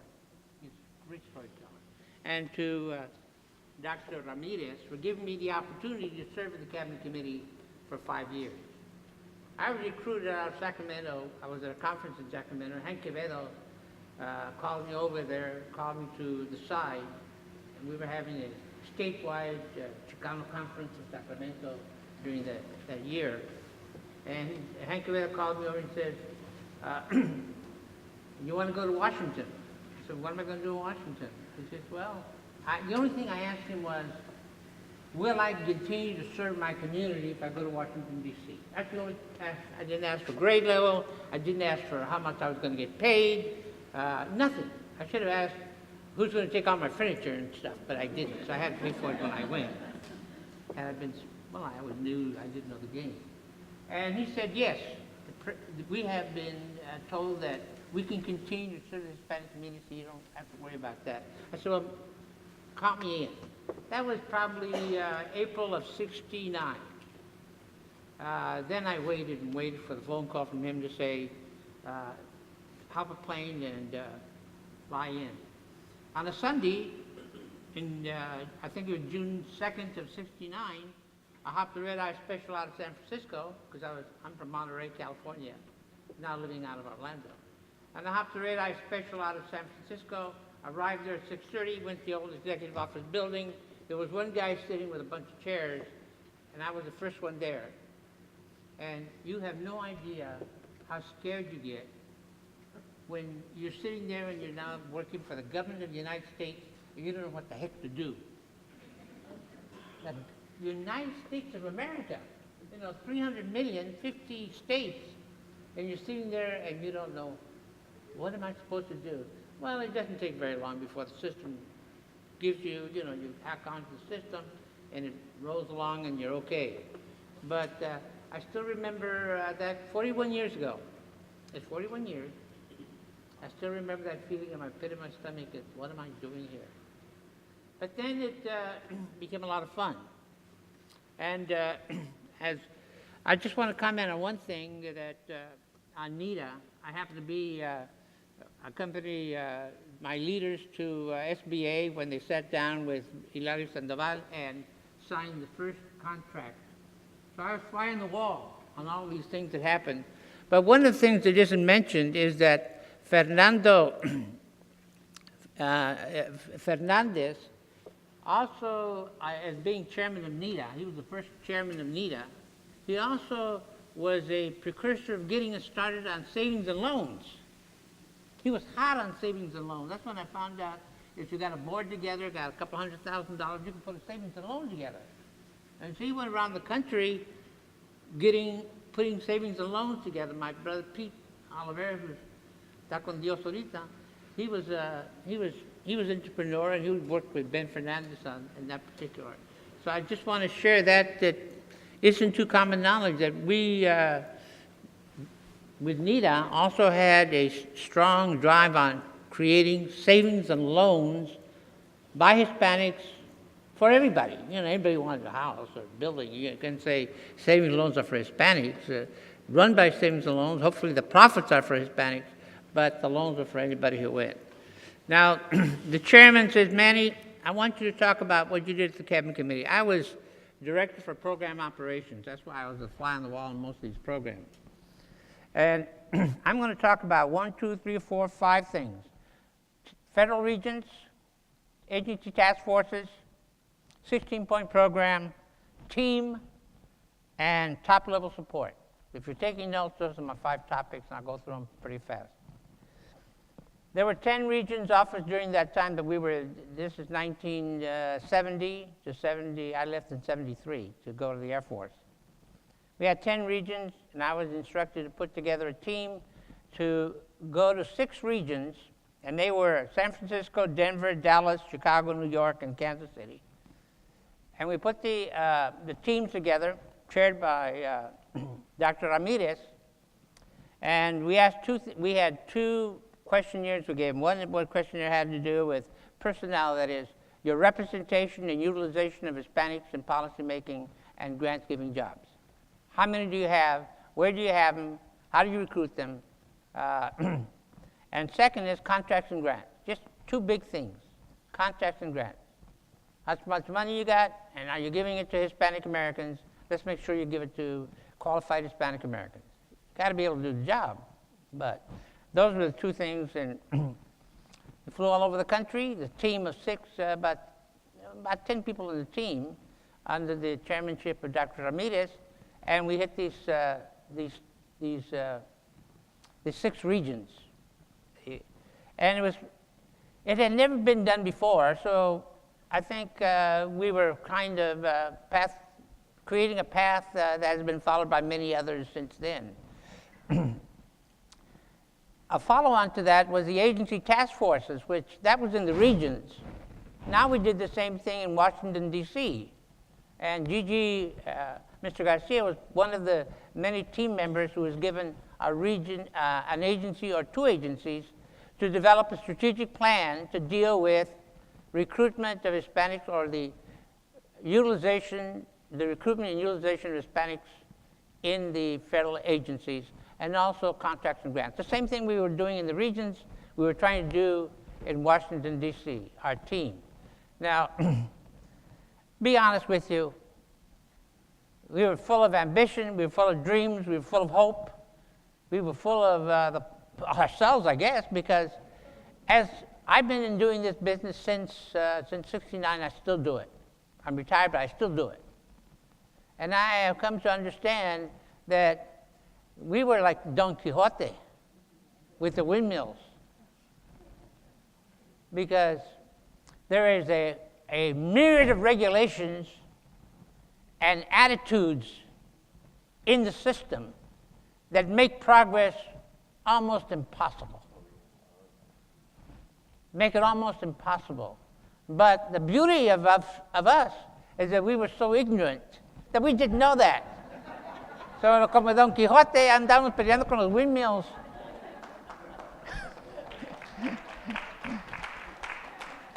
Pero teníamos unos sueños, les voy a decir. Y después de 41 años, esos sueños siguen. Siguen como tan fuertes como entonces.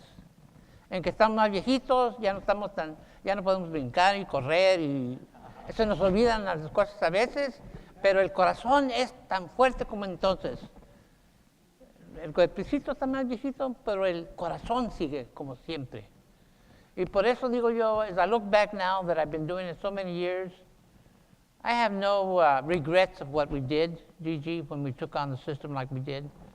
But we took it on with faith, and we took it on with hope, and we felt that every day we would be able to make a difference. And I think the two things have remained since then. One is what Martin Castillo spoke a minute ago about the census. The census continues to count us and keeps increasing in terms of the complexity of the questions they ask about us when we go out for enumeration. That data then is used to program. And so there's more opportunity for us because of that census. So the census, the Cabinet Committee and the census, what it did for the census, is the biggest thing that ever did for Hispanics. Everything else is kind of, all these little programs that I was involved in, they had a shelf life, but not the census. The second thing that has continued is the 16-point program. The 16-point program, the Hispanic Employment Program, the Spanish-speaking program, whatever you want to call it. The reason that it's one of the big ones is because it still continues to make the agencies aware of Hispanic Americans and the need to do something about it, to recruit them, to train them, to promote them, to provide opportunities for them. Now, does the system do it the way we would like it to and expect it? No, I'll be honest with you. It doesn't. But that doesn't mean that it won't. That doesn't mean that we quit. That doesn't mean that we stop. We continue to push. I've been doing that for 41 years. I will continue hasta que Dios diga, ya es tiempo que vengas conmigo, and I won't stop. Because my hope still remains that what we started in the Cabinet Committee way back in '69, that it'll be, you never lose hope, como Don Quixote. You keep on rolling. And quizás podemos, those who follow us, like Teresa followed us, and others will follow Teresa, the young people who are in the colleges and universities now, they'll follow us, and what we've said and shared with them today will make a difference. And they will create that change that creates a playing level field for everyone. As Gigi said, Hispanos, Mexicanos, o Hispanos, voy a decir de todo, porque somos, we're a family. We're a family, a Hispanic family. And we don't ask for anything. I never ask for it. I don't ask for privileges. I don't ask for exceptional effort. I just want an even break. I just want an even break for my people. I just want them, if they're qualified, if they're educated, if they're willing to work, if they can do the job, then give them an opportunity to do the job. And that's all. That's all I've ever asked for myself. That's all Teresa told you the life story, starting from a clerk to be a state director and put together in an entrepreneurial sense. That's something that almost every one of us has internally. But regretfully, there are some conditions that don't enhance that or don't let it flower the way it should. I don't point fingers at anything. I just say that's the way, the ambiente that we live in, and that impacts upon our opportunities to improve our condition in our great country. One of the things that I was very proud in the committee was the people I work with, like Gigi, and Fernando del Rio, que está allí, you know, he was our administrator. Ray Carrasco from Sacramento out of El Paso, Mr. Conde, Alejandro Becerra from El Paso, and Carlos Ruiz, que ya fue con Dios, but he was these were all tremendous, many others. These are the ones that I remember. They were tremendous individuals with hope and ambition and a drive to improve opportunities for Hispanic, a great team. And finally, I think what made the job so enjoyable, not only the opportunity to serve our community and the expectations that we could make a difference, was that I and Gigi and the rest of us always knew that Dr. Ramirez was right behind us, that if anybody called up and said, you know, fire those son of a gun, he said, why? They're doing their job, which means we had top-level support. When you have top-level support, you can stand out and take on the system. But if you don't have top-level support, you better be careful because you can lose your job. We always had top-level support. I could always count on Dr. Ramirez to protect us, to be our buffer that would let us continue to do our job. And so I give great thanks to these two men, one for bringing me on board, Martin Castillo, in '69, and to Dr. Ramirez, who gave me the effort, the opportunities to do all the programs and work and serve my community, serve my people, serve my country. I think the biggest thing is to serve my country. Country's been great. My mom never went to school. My dad only went to the second grade. I went to grammar school, never went to high school. Thankfully, in California, if you go to junior college, you can cut it. They let you stay. It took me 3 years to do high school. And then I went to the university. Then I went to Antioch, got my master's. Then I went to Harvard and for executive leadership. So in this country, you know, it's up to you. I'm so proud of being an American and the great opportunities that it gives us. For a migrant farm worker, you know, with no education at all, to be able to serve the President of the United States, can you imagine? When I think about it, I get goosebumps. It's really something to know that in this beautiful, great country of ours, a migrant farm worker can do that. And I leave you with that. I just want to share that sense of great pride I have in this beautiful flag that I wear on my lapel. Thank you.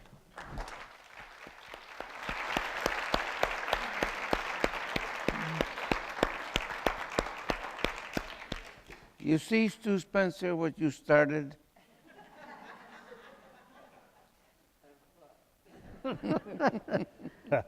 And so this man, Richard Nixon, with all the firsts, you just heard a little bit today.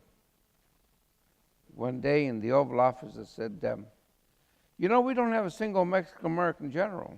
He said, well, damn it, go make one. The man wound up with 4 stars eventually. General Cavazos. One time I told him, you know, our culture is such that we love God, we're God-fearing, and culture is defined by a person's relationship to God. So I said, you have White House Sunday service here all the time. I'd like to have an archbishop say Mass here. He said, well, do it. And so we invited Frankie Vega and 499 more Mexicans to come to the White House for a Sunday service. The first time. I wrote him a memo and said, I'd like to have this country recognize our heritage. So he proclaimed National Hispanic Heritage Week. UCLA gives credit to Lyndon Johnson for that, but it was President Nixon. It's just on and on. And so in Spanish we have a word, it's called informador, the one who informs. And so if people don't know about all these things, it's Carlos Conde's fault because that was his job. So Carlos, would you let us know what you did at the White House?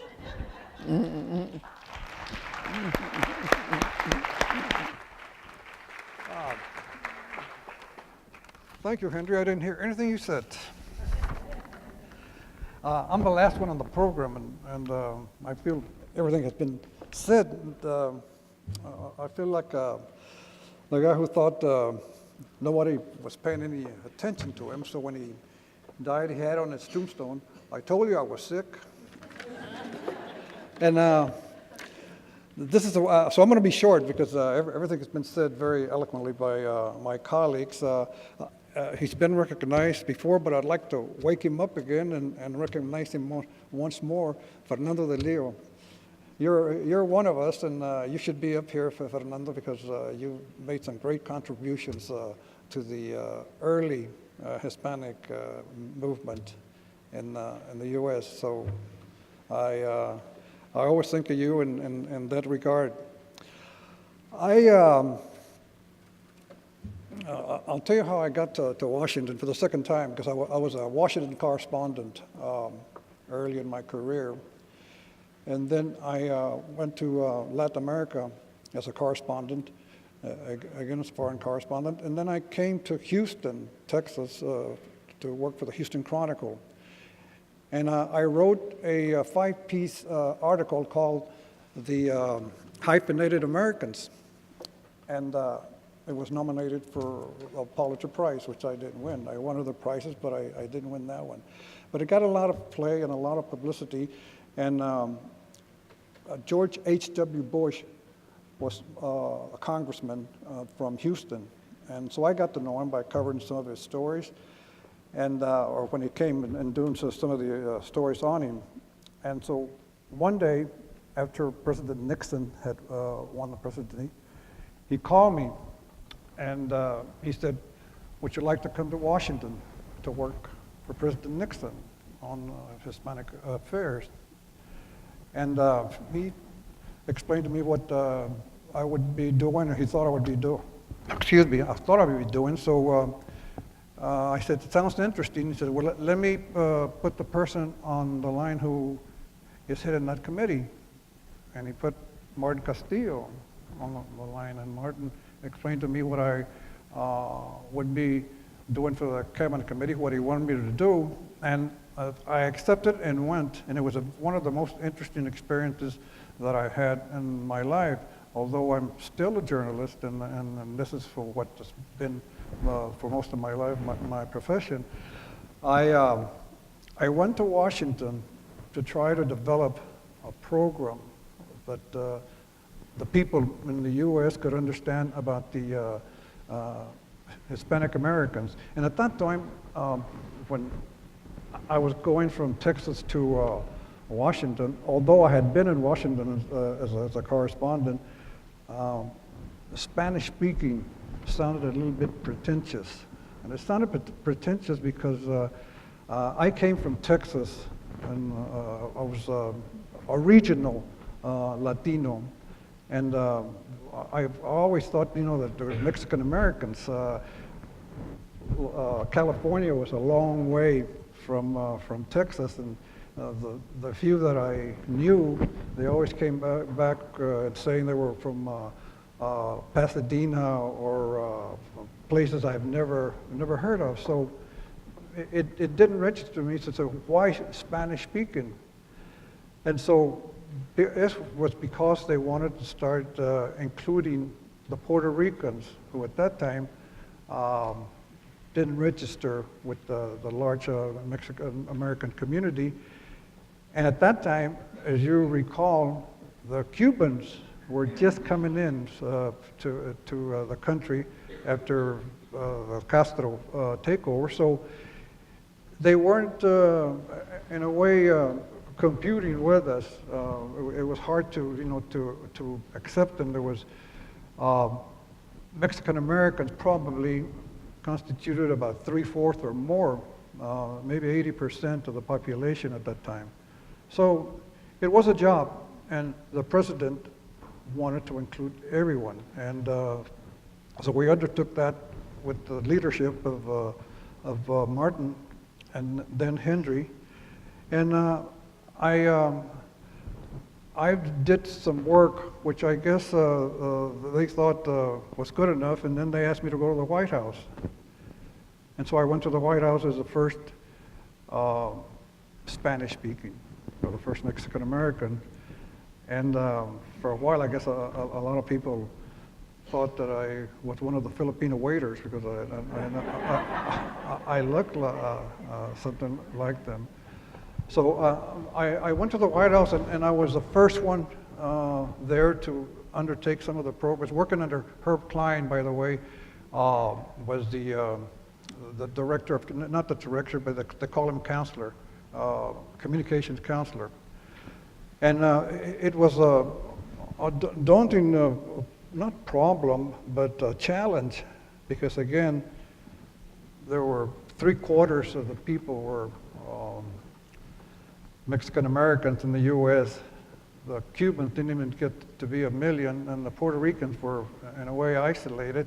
So we had to find a way to bring them in. And Martin, to his credit, did a very good work in trying to integrate all the communities. My challenge was trying to educate, not educate, but to inform, I guess, or if a better word, the press, the media about Latinos. For a while, you know, everybody wanted to call us Chicanos. And of course, Chicanos played bigger in the Southwest. Didn't have any meaning at all to Puerto Ricans in New York. And the Cuban Americans could care less about, you know, what the Mexican American problems were, because they did not have the same problems we did. So how do we coalesce all of them? Well, by and by, again with Martin's leadership and then Henry's, we were able to put together a program all-inclusive, but we had another problem. And that was the problem of the Mexican Americans in the Southwest.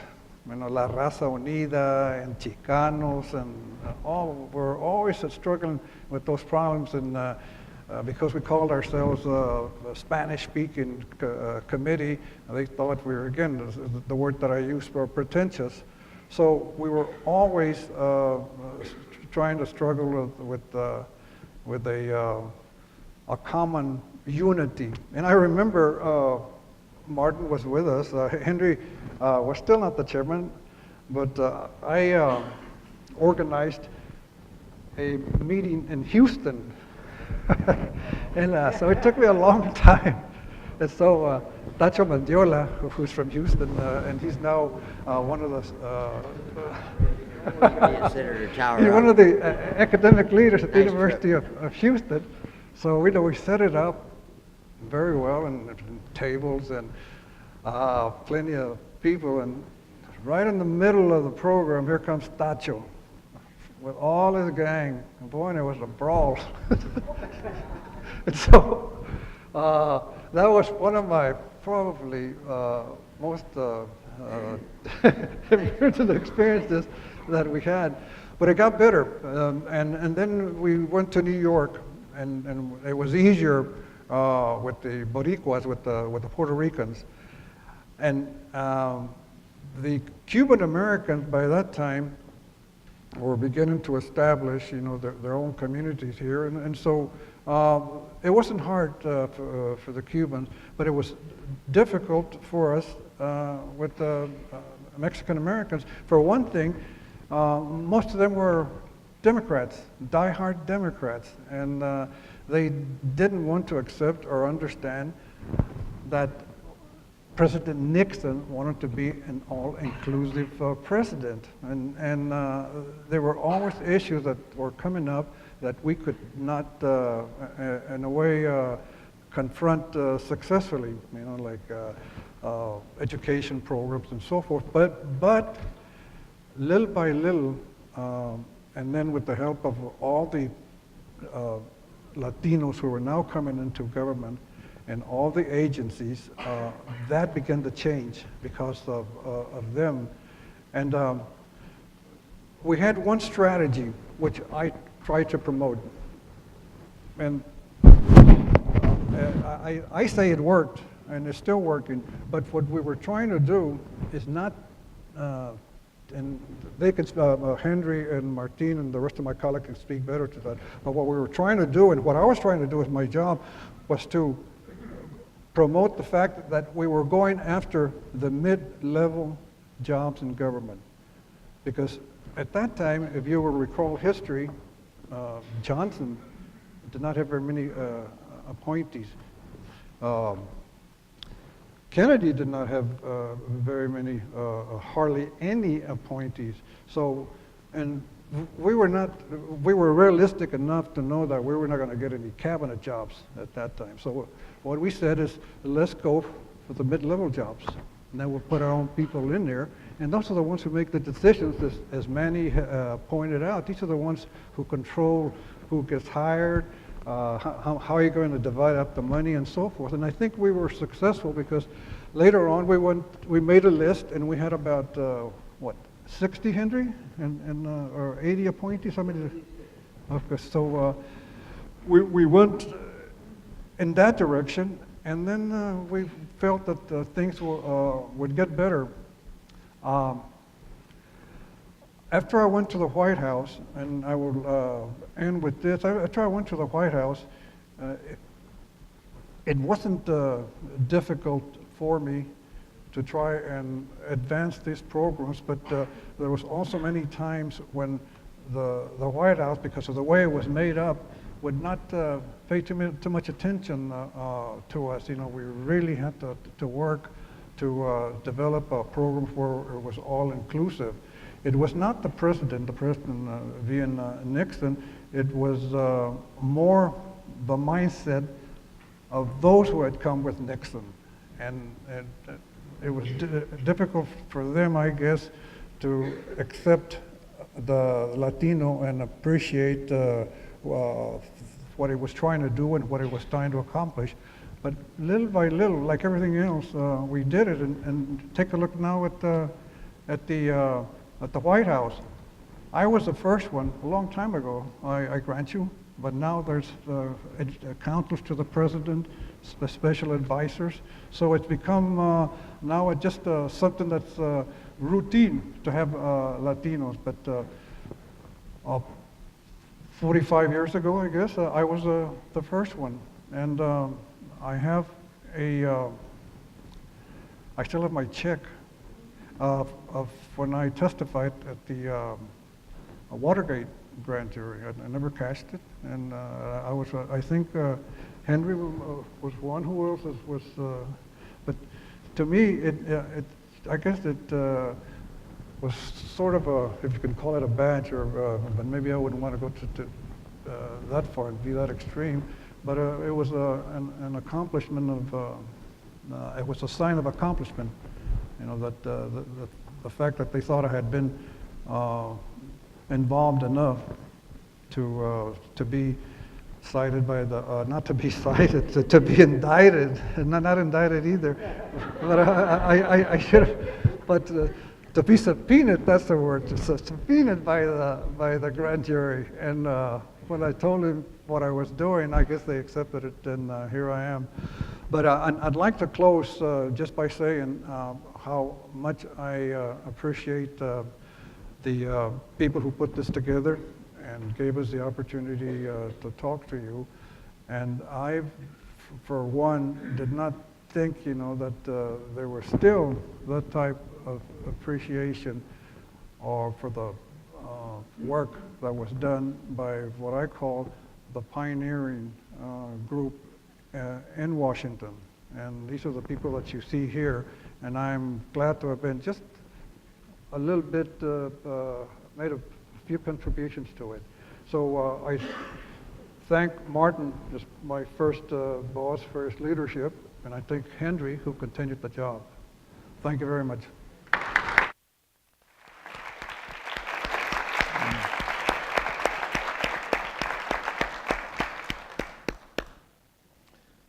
And now, as a finale, I think you are writing questions, some of you, and I think they're going to bring them up to me.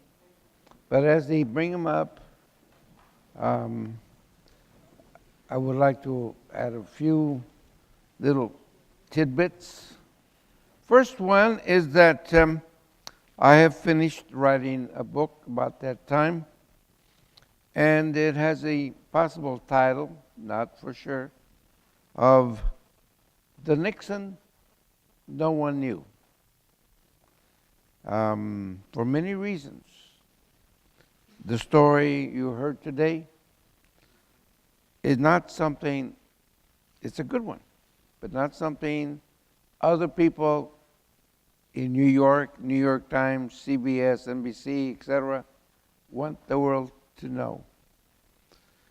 And Watergate brought an end to the Cabinet Committee, and it's sad. I recall when Herbert Hoover had assigned an FBI agent to be my liaison, and he would always check my travels to make sure that there would be no problems. And one time this agent came to me and he said, let's go for a ride. Went to Virginia, into the woods, where he kept looking around. And when he saw that no one had followed us, he said to me, I have applied for a transfer out of Washington because I will not get caught between giants. They'll squash me. I just came out of the office of the counselor, the lawyer to the president, the man who's there in the White House to advise the president, the counsel for legal affairs. His name is John Dean. And I went there yesterday, right after the break-in, because we knew that he was the person that knew about the people who did the break-in. At that day, the president, Ehrlichman, and Haldeman were out of Washington. So he went to his office, and John Dean said, I'm too busy right now, but come back tomorrow. So he went back the next day, and John Dean says, there's all those three boxes in the corner there. Anything you want is right there. So the man told him, he said, you know what? You've already obstructed justice. He folded up his briefcase and said, I'm leaving you now. And that's when he came to me and said, this thing's bad. That man knows a lot. And you know, now he's parading himself as a person that didn't know anything. That's in my book. And many other things like that. So we thank this man who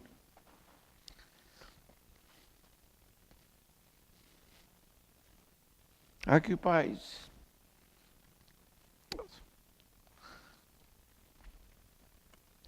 a very big place in history.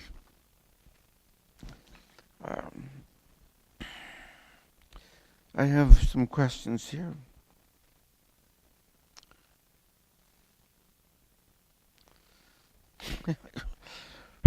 This is the good one. What is your fondest memory of Richard Nixon?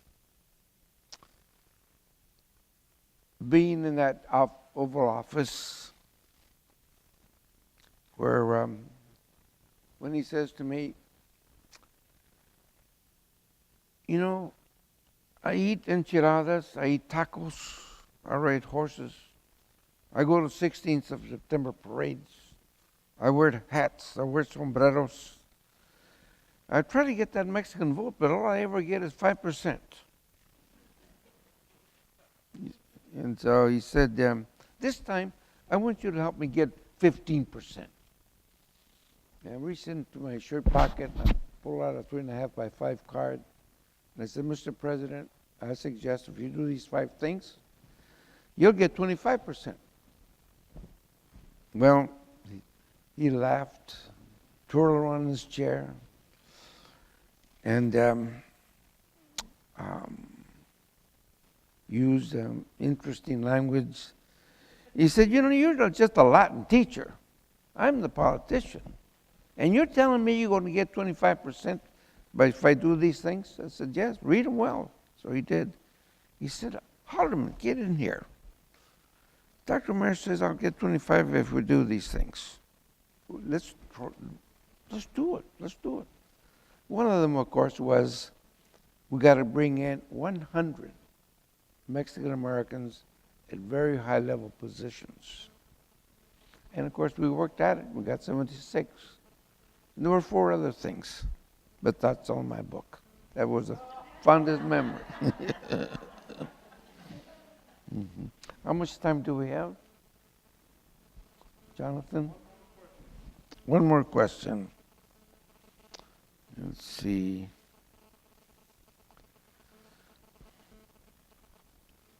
Before the U.S. Census counted Mexican Americans, how did the U.S. government meet the needs of its Latino population?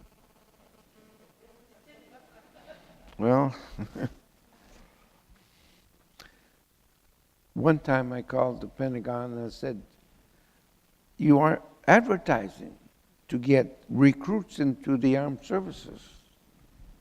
Oh yes, we advertise all over the place for minority recruits. It says, well, how much money do you spend on Spanish TV, Spanish radio, Spanish newspapers? And he said, we don't have to go there. We do that in LA Times, New York Times, and ABC, CBS, because they're Caucasians, they're white people. All the money went into black media. Things like that. We didn't count. That's the answer. Jonathan, we're finished.